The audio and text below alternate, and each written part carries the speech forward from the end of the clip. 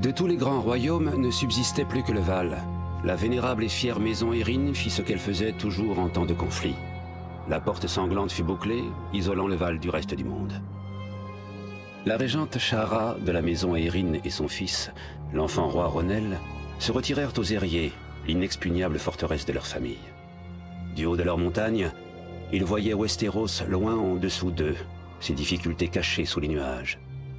Mais un jour, la reine Shara, arrivant dans la cour intérieure, y vit son jeune fils assis sur les genoux de Visenya Targaryen, fasciné par son dragon Vhagar.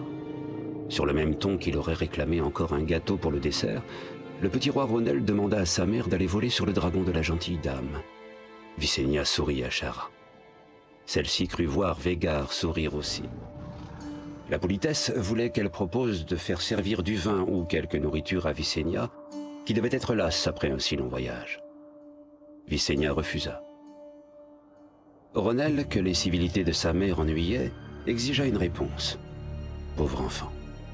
Il ne comprenait pas l'enjeu de la question. Shara hésita un instant, puis demanda à Visenya si son cœur de mère avait à craindre pour la sécurité de son fils. Visenya lui assura que non. Quel autre choix avait Shara? Pendant que son fils tournait dans le ciel autour du château, elle prit son petit bandeau, sa propre couronne de régente, et l'antique couronne du faucon de la montagne et du Val que les Erin avaient porté pendant des milliers d'années. Ronel était roi quand il était monté dans le ciel, et il en redescendit au bureau. Peut-être pensa-t-il que ses droits ancestraux étaient un juste prix à payer pour quelques instants à dos de dragon, comme n'importe quel petit garçon.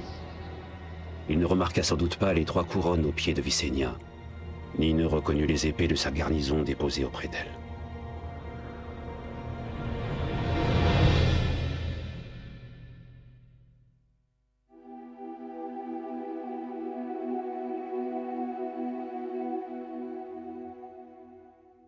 Les grands avaient fait allégeance à Aegon. Mais le cœur de Westeros battait encore à Ville-Vieille, centre de la foi des Sept. C'est là qu'habitait le grand Septon, le père de la foi, le gardien de la religion de tous les Westerosi, à l'exception des sauvages du Nord, adorateurs des anciens dieux. À l'arrivée d'Aegon et de son dragon à Westeros, le grand Septon s'était barricadé dans le septuaire étoilé, où il jeûna 7 jours et 7 nuits en l'honneur des 7 dieux. Il ne reçut pour sa peine qu'un avertissement divin. Si Ville-Vieille prenait les armes contre le dragon, la ville brûlerait, et avec elle les croyants et les incroyants.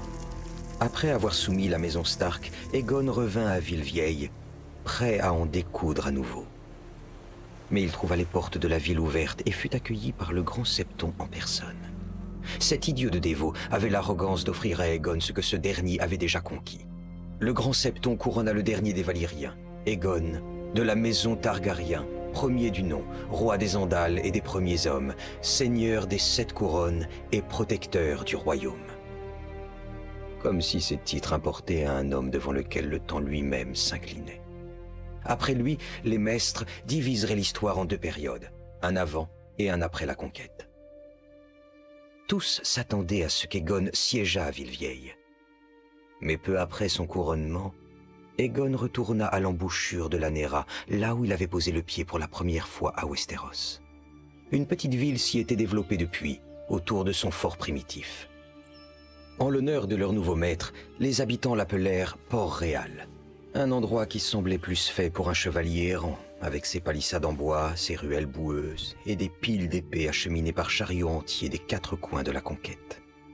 Quand Aegon y installa sa cour, le bois se transforma en pierre. La boue noire fut enfouie sous un donjon rouge, et les épées des ennemis d'Aegon, fondues par le feu du dragon, servirent à façonner un trône digne du conquérant et de la plus grande dynastie que le monde ait connue. La maison Targaryen, ma famille, mon trône. Du moins aurait-il dû en être ainsi.